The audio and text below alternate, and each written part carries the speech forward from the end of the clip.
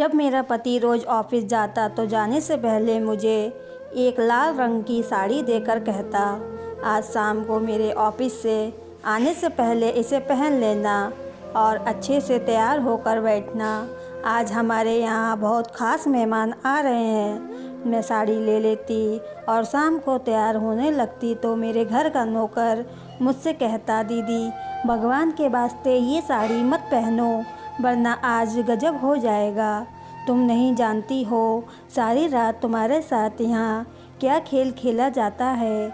आज तुम ये साड़ी मुझे दे दो। आज ये साड़ी पहनकर तुम्हारी जगह पर मैं बैठूँगा और तुम छुप कर सब कुछ देख लेना।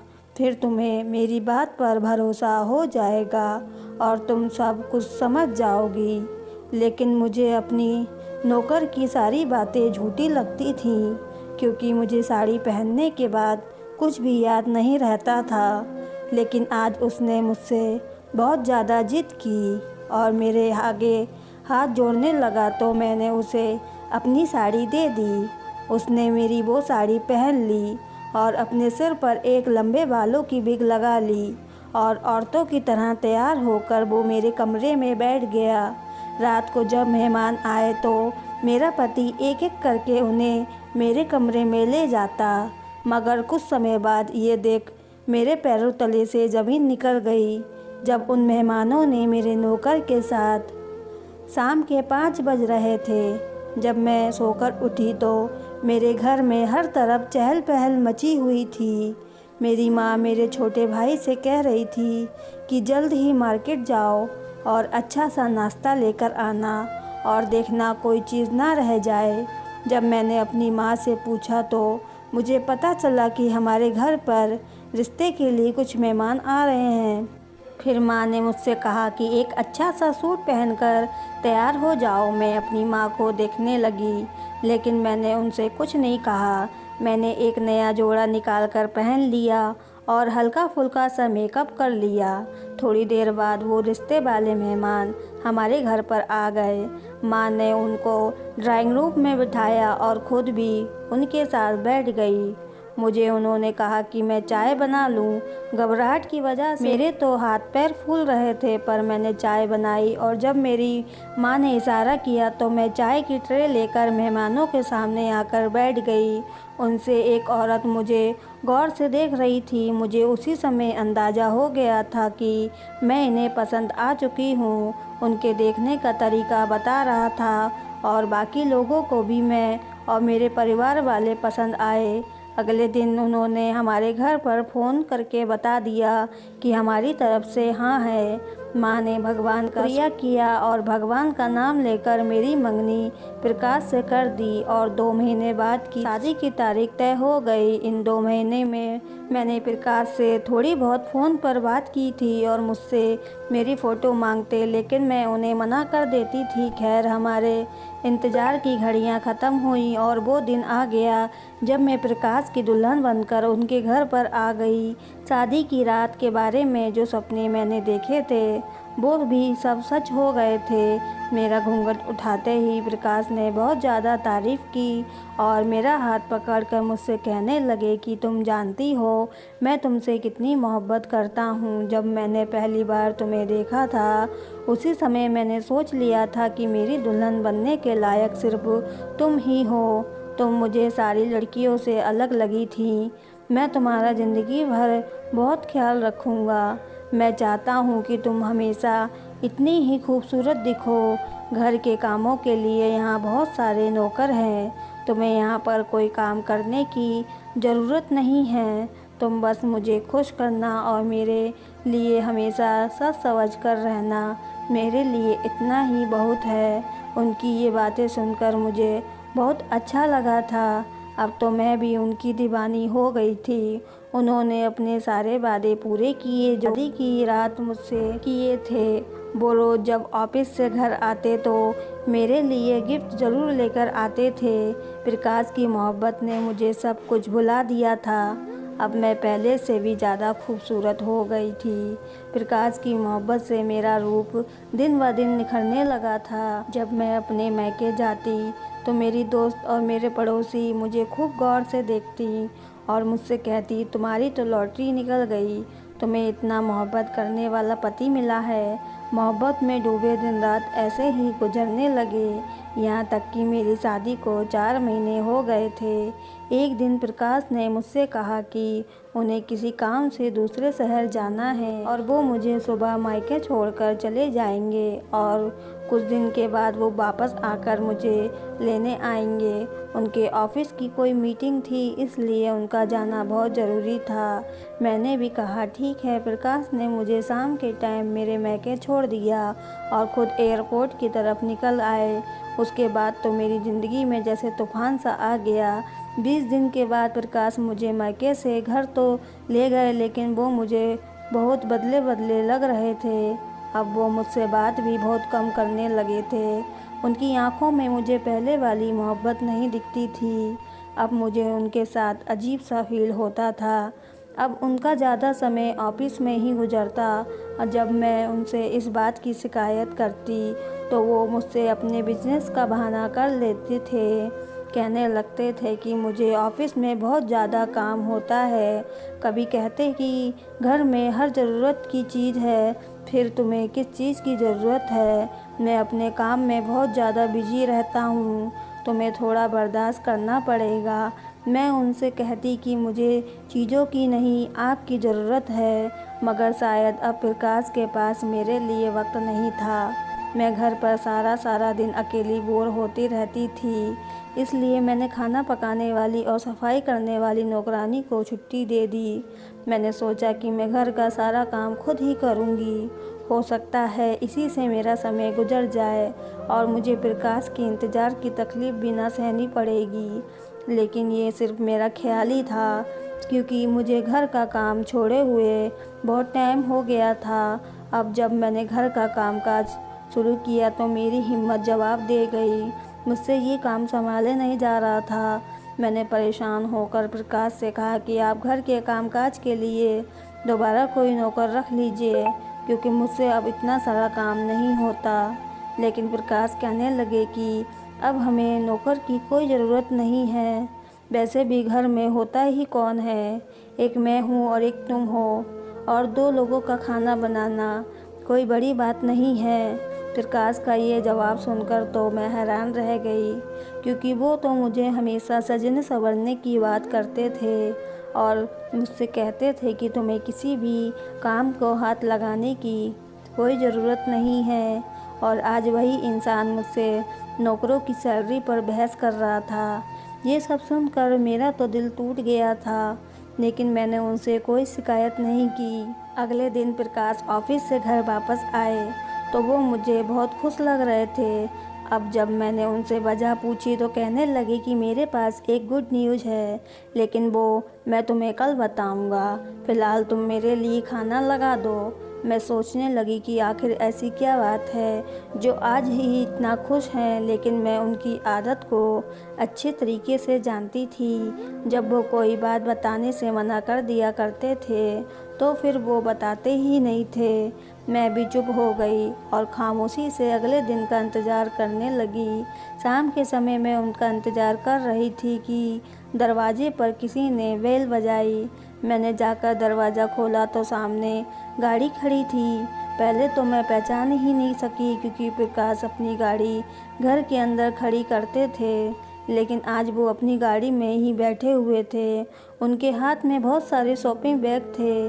जब मैंने दरवाज़ा खोला, वो अंदर आने के बजाय वो शॉपिंग बैग मुझे देखकर बोले कि तुम जल्दी से ये नए कपड़े पहनकर तैयार हो जाओ और इसके साथ की जो मैचिंग ज्वेलरी है वो पहनना मत भूलना। मैं तुम्हें एक पार्टी में लेकर जा रहा हूँ। जब तुम तैयार हो जाओगी तो हम चलेंगे, और जब तुम तैयार हो जाओ तो मुझे कॉल या मैसेज कर देना, मैं तुम्हें पिक करने के लिए आ जाऊँगा। मैंने उनसे वो बैग्स ले लिए और अपने कमरे में आकर तैयार होने लगी। मैं खुशी खुशी प्रकाश के साथ जाने के लिए तैयार हो रही थी। मैं बहुत मेहनत से और लगन से तैयार हो रही थी।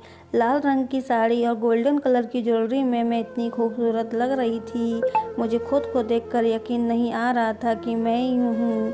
बार बार मैं अपने आप को शीशे में देख रही थी। अभी मैं पूरी तरीके से तैयार नहीं हुई थी। फिर से दरवाजे पर बेल बजी। मैं समझ गई थी कि दरवाजे पर प्रकाश ही होंगे और वो मेरा इंतज़ार नहीं कर सके, इसलिए मुझे पहले ही लेने आ गए। मैंने जल्दी से अपने बाल खोले और घर को लॉक करके प्रकाश के साथ गाड़ी में बैठ गई थी। आज प्रकाश खुद भी बहुत अच्छे से तैयार हुए थे। उन्होंने गाड़ी में म्यूजिक लगा दिया था। प्रकाश आज बहुत अच्छे मूड में थे और मुझसे काफ़ी हंसी मजाक भी कर रहे थे।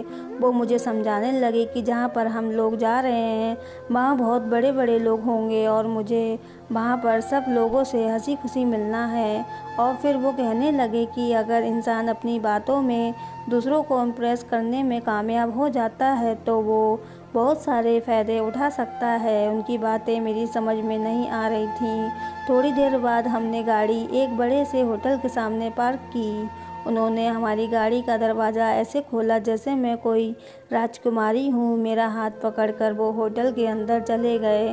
उनका अंदाज़ आज मुझे बहुत बदला बदला सा लग रहा था, क्योंकि मैंने उन्हें ऐसा शादी के बाद पहली बार ही देखा था जो आज वो सारी दुनिया के सामने दिखा रहे थे। खैर, जब हम उस होटल के अंदर गए तो एक बहुत बड़े हॉल को बहुत ही खूबसूरती से सजाया गया था। हर तरफ लाइट जल रही थी। होटल में बहुत सारे ऑफिसर और उनकी पत्नियां इनवाइट थीं। ये एक बहुत बड़ी पार्टी थी। यहाँ आकर मुझे थोड़ा नर्वस फील हो रहा था, लेकिन थोड़ी ही देर में मुझे पता चल गया कि मेरी खूबसूरती ने सबको अपनी तरफ खींच लिया है। वैसे तो मैं पहले भी बहुत ज़्यादा खूबसूरत थी और आज भी ऐसे ही तैयार हुई थी जैसे किसी नई नवेली दुल्हन को तैयार किया जाता है। प्रकाश ने भी बहुत ज़्यादा प्राउड से मुझे अपने दोस्तों से मिलवाया। उसके बाद हम सब लोगों ने खाना खाया और वहाँ हल्का हल्का म्यूजिक भी बज रहा था।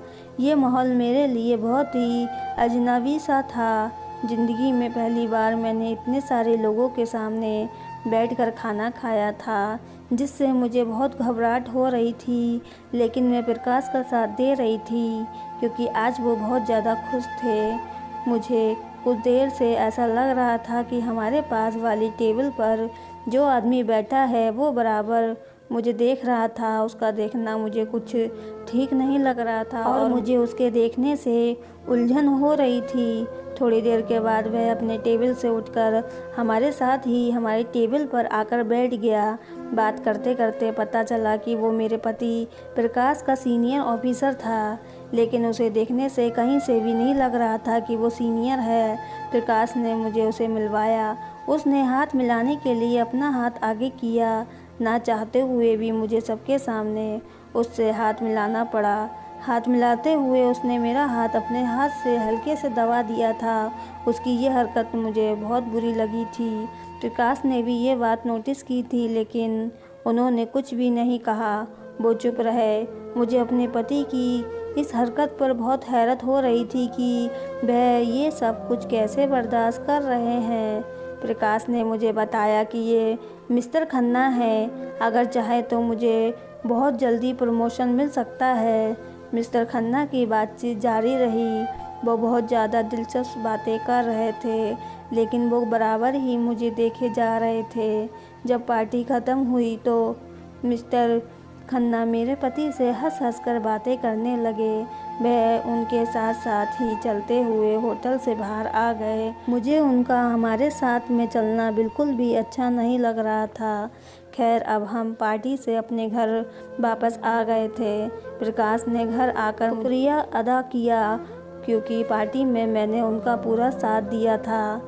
इस खुशी में प्रकाश ने मुझसे वादा किया कि वो जल्दी ही घर में किसी नौकरानी का इंतज़ाम कर देंगे। अब बस मुझे उनके साथ ऐसे ही पार्टी में जाना होगा और उनके बड़े बड़े ऑफिसर से मेल जोल बढ़ाना होगा। अगले दिन जब मैं सोकर उठी तो 12 बज रहे थे। प्रकाश खुद ही नाश्ता करके घर से ऑफिस के लिए निकल गए थे। 1 घंटे बाद मैं फ्रेश होकर बैठी तो दरवाजे पर किसी ने बेल बजाई। उस समय मेरे पति घर पर नहीं होते थे और वह उस समय कभी घर पर आते भी नहीं थे। मैं सोच रही थी कि पता नहीं कौन है। जब मैंने दरवाज़ा खोला तो प्रकाश ही थे। उनके उस समय पर उस समय घर पर आने पर मुझे बहुत ज़्यादा हैरत हुई, लेकिन उनके बराबर मैंने एक लड़के को खड़ा हुआ देखा तो मैं समझ गई थी लड़के की उम्र 16-17 साल की होगी।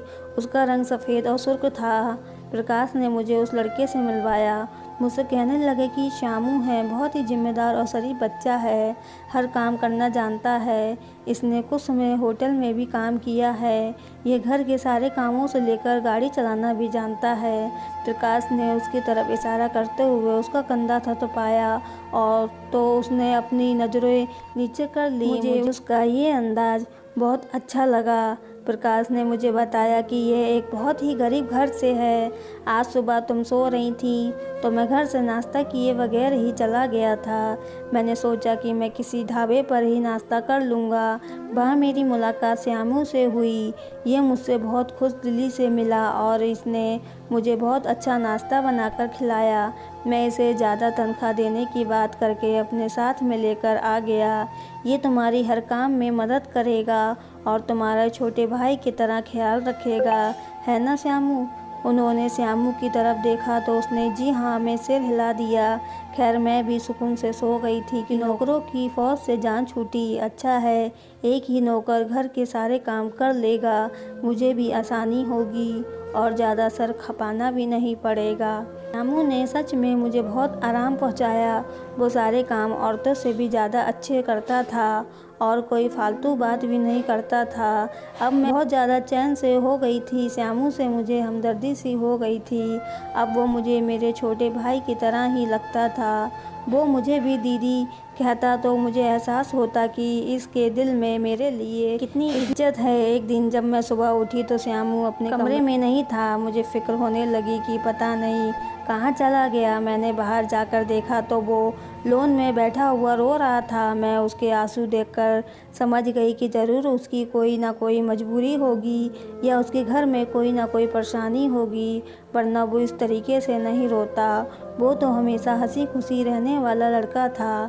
फिर मैं श्यामू के पास गई। उसने मुझे देखा तो वो अपने आंसू मुझसे छुपाने लगा। शायद वो मुझे अपनी परेशानी बताना नहीं चाहता था। मैंने उससे काफ़ी पूछने की कोशिश की, लेकिन उसने मुझे कुछ भी नहीं बताया। मैंने सोचा कि शायद उसके घर में पैसों की परेशानी होगी, इसलिए मैंने उसे कुछ पैसे दिए, लेकिन वो पैसे लेने से मना कर दिया। इतने में प्रकाश का फ़ोन आ गया। वो कह रहे थे कि आज हमारे घर में कुछ मेहमान आ रहे हैं, तुम श्यामू से खाना बनवा लेना और ख़ुद वही लाल वाली साड़ी पहनकर तैयार हो जाना। तुम अगर मेरे मेहमानों से बातचीत करती रहोगी तो उनका दिल लगा रहेगा। उनके दोस्तों के बारे में सुनकर तो मुझे घबराहट होने लगी। मिस्टर खन्ना को बर्दाश्त करना तो मेरे बस के बाहर की बात थी। उनकी गंदी नज़र उस दिन भी मेरे ऊपर ही टिकी हुई थी, जिसे मैंने खूब ध्यान से देखा था। खैर मैं मजबूरी और प्रकाश के कहने से तैयार हो गई। तकरीबन रात के 7 बजे प्रकाश अपने मेहमानों को लेकर घर आ गए। फिर वही हुआ जिसका मुझे डर था। प्रकाश के साथ आने वाला मेहमान और कोई नहीं बल्कि मिस्टर खन्ना ही थे, जिनको देखकर मेरा मूड ख़राब हो गया। मेरा दिल तो नहीं चाहता था कि मैं उनसे बातचीत करूं, मगर मजबूरन मुझे उनसे बात करनी पड़ी। मैं और प्रकाश मिस्टर खन्ना के साथ ड्राइंग रूम में बैठे थे। मिस्टर खन्ना बहुत ही अजीब तरीके से मेरे सामने बैठे थे, मगर उन्हें कोई खबर ही नहीं थी। थोड़ी देर बाद प्रकाश के मोबाइल पर किसी का फ़ोन आया। वो फ़ोन पर बात करते हुए कमरे से बाहर चले गए। अब कमरे में मैं और मिस्टर खन्ना अकेले रह गए थे। मिस्टर खन्ना मुझसे खुलकर बातें करने लगे तो मुझे उनके ये अंदाज़ पसंद नहीं आया। वह इतनी अजीब अजीब बातें कर रहे थे कि मेरा जवाब देने का दिल नहीं कर रहा था। 10 मिनट हो गए। जब प्रकाश कमरे में वापस नहीं आए तो मैं उठकर कमरे से बाहर जाने लगी। मुझे मिस्टर खन्ना के साथ बैठना बहुत ही अजीब लग रहा था। इससे पहले मैं उठकर खड़ी होती, मिस्टर खन्ना ने मेरा हाथ पकड़ लिया। उनकी इस हरकत पर मुझे बहुत गुस्सा आया। मेरा दिल तो कर रहा था कि मैं उन्हें एक ज़ोर का थप्पड़ लगाऊं, लेकिन मैंने अपने गुस्से को ठंडा किया और आराम से उनसे कहने लगी कि मिस्टर खन्ना, आप ये क्या कर रहे हैं? आप मेरे पति के दोस्त हैं और इनके सीनियर ऑफिसर हैं, इसलिए मैं आपकी बहुत ज़्यादा इज्जत करती हूँ। अगर आपने ये बदतमीजी बंद नहीं की तो मैं भी अब बदतमीजी पर उतर आऊँगी। उन्हें मेरी इस बात से जैसे कोई फ़र्क ही नहीं पड़ा था। वो सुकून से खड़े होकर मुझे घूर रहे थे। जब मैंने उनसे अपना हाथ छुड़ाना चाहा तो वह और मेरे करीब आने लगे। गुस्से में मेरा चेहरा लाल हो गया। मैंने टेबल से फ्लावर पॉट उठाया और सर पर मार दिया। उनके सर से थोड़ा खून बहने लगा तो वह चिल्ला उठे। उनकी चीख सुनकर मेरे पति कमरे में आ गए। मिस्टर खन्ना दर्द से चीख रहे थे और मेरे पति को बहुत गुस्सा आ रहा था। बजाय इसके वो अपने दोस्त मिस्टर खन्ना को कुछ कहते, उन्होंने उल्टा मुझे ही डांटना शुरू कर दिया। कहने लगे कि तुम पागल तो नहीं हो गई हो, ये तुमने क्या कर दिया, अभी और इसी समय उनसे माफ़ी मांगो। मैंने उनसे माफ़ी नहीं मांगी और उनकी तरफ देखते हुए ज़मीन पर थूक दिया और कहने लगी कि मिस्टर खन्ना अगर पूरे देश के राजा भी होते तो मैं भी उनसे कभी माफ़ी नहीं मांगती, उल्टा उन्हें मुझसे माफ़ी मांगनी चाहिए। जो गंदी हरकत इन्होंने मेरे साथ की है। मेरी बात सुनकर प्रकाश ने मुझे बहुत ज़्यादा गुस्से में देखा और मुझसे कहने लगे, अगर तुमने मिस्टर खन्ना से माफ़ी नहीं मांगी तो मैं तुम्हें यहीं खड़े खड़े डिवोर्स दे दूँगा। अपने पति की ये बात सुनकर तो मैं हैरान रह गई। क्या कोई भी शरीफ इंसान अपने दोस्त की खातिर अपनी पत्नी को तलाक दे सकता है? मैं भी जिद पर अड़ गई क्योंकि मिस्टर खन्ना की हरकत ही ऐसी थी कि उनसे माफ़ी मांगने का तो सवाल ही पैदा नहीं होता था। मुझे यूँ खामोश खड़ा देखकर प्रकाश उल्टी गिनती गिनने लगे। वो सोच रहे थे कि अगर वो मुझे छोड़ने की धमकी देंगे तो मैं मिस्टर खन्ना के पैर पड़ने लगूंगी और उनसे माफ़ी मांग लूँगी। लेकिन मैं भी अपनी बात से नहीं हटी और मैंने उनसे माफ़ी नहीं मांगी। उसके बाद प्रकाश ने मुझसे कहा कि तुम पेपर्स का इंतज़ार करना, मैं तुम्हें डिवोर्स दे दूँगा। मैं हैरत की नज़रों से उन्हें देखने लगी। मुझे समझ में नहीं आ रहा था कि प्रकाश तो मुझसे इतनी मोहब्बत करते थे, फिर वह मेरे साथ ऐसा क्यों कर रहे हैं, वो भी इस घटिया दोस्त की खातिर। मिस्टर खन्ना ये सब कुछ देखकर मुस्करा रहे थे। वो भी बड़बड़ाते हुए हमारे घर से चले गए। मेरे पति भी उनके पीछे पीछे गए और मेरे बर्ताव की उनसे माफ़ी मांगने लगे। थोड़ी देर बाद जब प्रकाश घर के अंदर वापस आए तो उनका मूड ऐसा था जैसे कुछ हुआ ही ना हो, लेकिन मेरी तो दुनिया ही उजड़ चुकी थी। मैंने वो अपने कमरे में जाकर अपना बैग पैक करना शुरू कर दिया और उसी समय घर से निकलने लगी तो प्रकाश ने मुझे कमरे में बंद कर दिया। मैंने दरवाज़ा खटखटाया मगर उन्होंने नहीं खोला। थोड़ी देर बाद वो अंदर आए, मुझसे कहने लगी, क्या हुआ? मैंने जो कुछ भी किया तुमसे कहा वह गुस्से में कह दिया। क्या हमारी बरसों की मोहब्बत मेरी छोटी सी बात पर ख़त्म हो जाएगी? जाहिल लड़कियों की तरह हंगामा मत करो। जो भी कुछ हुआ है उसे भूल जाओ और ख़बरदार, जो तुमने घर से निकलने की कोशिश भी की मैं तुम्हारी टांगें तोड़ दूंगा। वैसे भी दरवाजे पर लॉक लगा हुआ है, तुम्हें बाहर जाने की ज़रूरत भी नहीं है और इजाज़त भी नहीं। जब तक मैं ना कहूँ तुम घर से कदम बाहर नहीं निकाल सकती। तुम्हें हर सूरत में मेरे ऑफिसर को खुश करना होगा, वरना मुझसे बुरा कोई नहीं होगा। अपने पति का ऐसा रूप देखकर तो मेरे पैरों तलों से ज़मीन निकल गई। प्रकाश इस हद तक गिर सकते थे, मैंने कभी सपने में भी नहीं सोचा था। इस सारे हंगामे की खबर श्यामू को भी हो चुकी थी, क्योंकि कमरे में पड़े फ्लावर पॉट के टुकड़े समेटने के लिए मैंने उसे कहा था। अब जब प्रकाश ने मुझे यहाँ कमरे में बंद कर दिया था और मैं श्यामू के रहमो करम पर आ गई थी, मेरे पति ने उसे सख्ती से समझाया था कि मुझसे कोई बात ना करे। अगले दिन प्रकाश घर से ऑफिस के लिए चले गए। उनके कहने के अनुसार श्यामू ने मुझे खाना दिया। मैं अपने ही घर में कैद होकर रह गई थी और अपने नौकर की मोहताज हो गई थी। मैंने श्यामू को उसकी माँ बहन का वास्ता दिया और उसके आगे हाथ जोड़कर मदद मांगी तो उसका दिल भी मेरे लिए पिघल गया। वो कहने लगा, दीदी तुम फिक्र मत करो, तुम्हारी इज्जत की जिम्मेदारी अब मेरी है। अब कोई तुम्हें छू भी नहीं सकता। तुम्हारा पति भगवान माफ़ करे बहुत ही घटिया और गिरा हुआ आदमी है। हमारे यहाँ तो ऐसा बिल्कुल भी नहीं होता और अगर कोई अपनी पत्नी के साथ ऐसी घटिया हरकत करने की सोच भी ले तो उसकी नस्लें ख़त्म कर दी जाती हैं। तो श्यामू की बातें सुनकर मुझे अंदाज़ा हो गया था कि वो मेरी मदद ज़रूर करेगा और मुझे यहाँ अकेला छोड़कर नहीं जाएगा। थोड़ी देर के बाद श्यामू मेरे कमरे में वापस आया और मुझसे बोला कि दीदी मैं तुम्हें एक बात बताना चाहता था मगर मुझे याद नहीं रहा। वो घटिया इंसान जो मेरा मालिक है और तुम्हारा पति है, किसी से फ़ोन पर बात करके कह रहा था कि कल हमारे घर पर भाई साहब आएंगे और आप हर सूरत में उनसे मिलेंगे। श्यामू ने जब मुझे ये बात बताई तो मैं समझ गई थी कि मैं मिस्टर खन्ना की जिद बन चुकी हूँ। इसी सोच और ख्याल में मेरी सारी रात गुजर गई। पूरी रात मेरी रोते हुए गुजरी। मैं भगवान से प्रार्थना कर रही थी कि वो मेरी इज्जत की हिफाजत करे। अगले दिन श्यामू मेरे पास आया। उसकी सांसें फूली हुई थी और वो काफ़ी जल्दी में लग रहा था। दरवाज़ा खोलकर मेरे कमरे में आया और मुझसे बोला, दीदी तुम अपना ये खूबसूरत सा जोड़ा मुझे दे दो। मैं उसका चेहरा देखते हुए बोली कि श्यामू तुम्हें मेरे कपड़ों की क्या ज़रूरत है।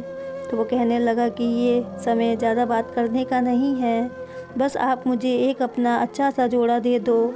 मैंने उसे अपनी एक साड़ी निकाल कर दे दी। वो मेरे हाथ से साड़ी लेकर कमरे में चला गया। फिर थोड़ी देर बाद वह साड़ी पहनकर मेरे कमरे में दोबारा आया तो उसे देखकर मेरी हंसी निकल गई, क्योंकि उसने बहुत ही अजीब तरीके से साड़ी बांध रखी थी। उसकी जिद करने पर मैंने उसको साड़ी ठीक से बांधी। अब वो पूरे तरीके से एक औरत लग रहा था।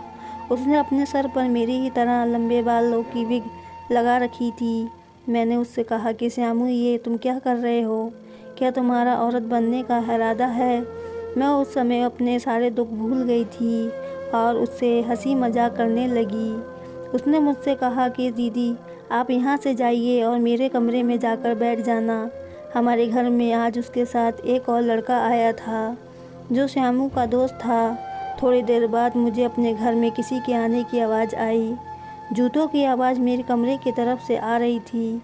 मेरा दिल बहुत ज़्यादा कांप रहा था और फिर मेरे कमरे का दरवाज़ा अंदर से लॉक होने की आवाज़ आई। कुछ देर बाद ही मेरे कमरे से चीखने चिल्लाने की आवाज़ आने लगी। घर में शोर मच गया। मैं कमरे से बाहर निकली। जब मैं अपने कमरे के पास पहुंची और मैंने दरवाज़ा खोल कर देखा तो वहाँ का मंजर कुछ अलग ही था। मिस्टर खन्ना के कपड़े फटे हुए थे। श्यामी और उसका दोस्त मिस्टर खन्ना को मार रहे थे। मिस्टर खन्ना की तो वो हालत ख़राब हो गई थी। मैंने श्यामू से मना किया लेकिन उस पर तो जैसे भूत सवार था। मिस्टर खन्ना की जब अधमरी हालत हो गई तो श्यामू ने उन्हें छोड़ दिया और एक तरफ बैठा दिया। मैं उसका मुंह देखने लगी और दिल ही दिल में हैरानी भी हो रही थी।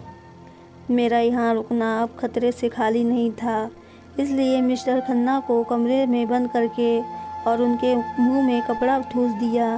श्यामू मुझे गाड़ी में बिठाकर मेरे घर ड्रॉप करके खुद ना जाने कहाँ चला गया। मैंने अपने माता पिता को सारी बात बताई तो वो उसी समय मुझे इस शहर से लेकर दूसरे शहर चले गए। प्रकाश की जान पहचान बहुत दूर तक थी। उसने मुझे डिवोर्स दे दिया था, मगर वो अपना बदला लेना नहीं भूला था, क्योंकि वो मेरे ज़रिए अपने ऑफिसर को खुश करके प्रमोशन लेना चाहता था। वो कभी भी अपना बदला ले सकता था। कुछ दिनों बाद ही मेरी शादी मेरी माँ के दोस्त के बेटे से हो गई। अब मैं अपने घर में अपने पति के साथ बहुत खुश थी। मेरा घर छोटा सा था और मेरा पति एक छोटी सी नौकरी करते थे, लेकिन वो मेरी बहुत इज्जत करते थे और मेरा बहुत ख्याल रखते थे। मेरे घर में खुशियाँ ही खुशियाँ थी। भगवान ने मुझे बच्चे की खुशी भी दे दी। ये सब होने के बाद प्रकाश के बॉस ने उस पर फ्रॉड का केस करके उसकी सारी जायदाद हथिया ली थी और उसे जेल भिजवा दिया था। आगे मैं बस इतना ही कहूँगी कि भगवान दुश्मन को भी ऐसा पति ना दे जो अपनी पत्नी की इज्जत नीलाम करना चाहता हो, अपनी पत्नी को सिली बनाकर आसमान की ऊंचाइयों को छूना चाहता हो। अगर ये कहानी आपको अच्छी लगी हो तो चैनल को सब्सक्राइब, वीडियो को लाइक ज़रूर करें और प्यारी और अच्छी कहानी सुनने के लिए वीडियो को लाइक ज़रूर करें। धन्यवाद।